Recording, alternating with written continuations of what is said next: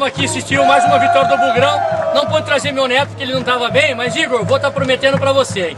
Quanto ao América, São José do Rio Preto, eu vai levar você lá no sábado. Vamos ficar no mesmo hotel com o time, igual eu fez com você em Jacutinga. Falou? Um beijão, vovô te amo. E aí, galera? Fala aí, beleza? Qual o seu nome que você tá fazendo? Emerson de Guarulhos, Bugrino fanático, mano. Resultado hoje? O resultado hoje, 3x1 pro Bugre. Beleza. É isso aí, Clebão. Você tá usando aquelas imagens lá pra você, tá? Vai, seu merda! Junta ele!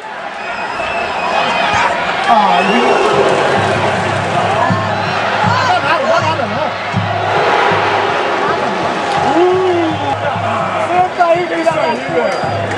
Cadê sua camisa,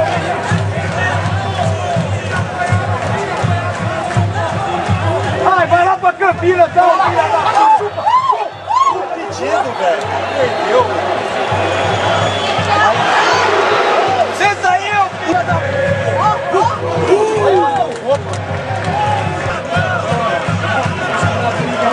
Aí na briga da Anchieta, ele desceu do pistão assim, primeiro foi ele viu já foi perigoso. Assim, pra jogar.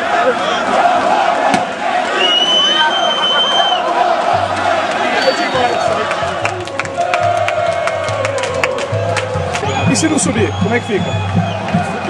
Enfiou no rabo, grana de novo? Essa bosta.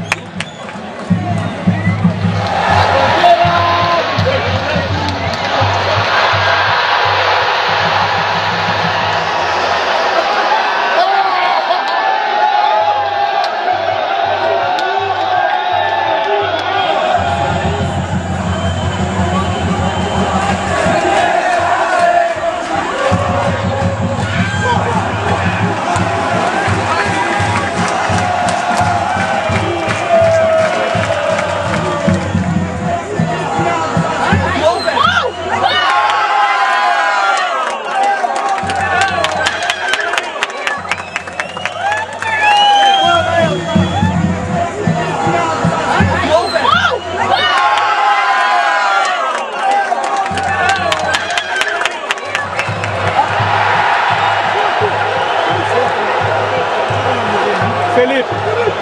Oi.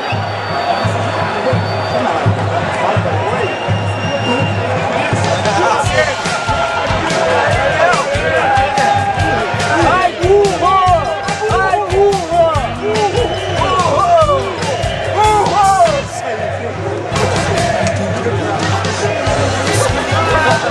Tem que fazer um DVD da série. Tem que fazer um DVD da série.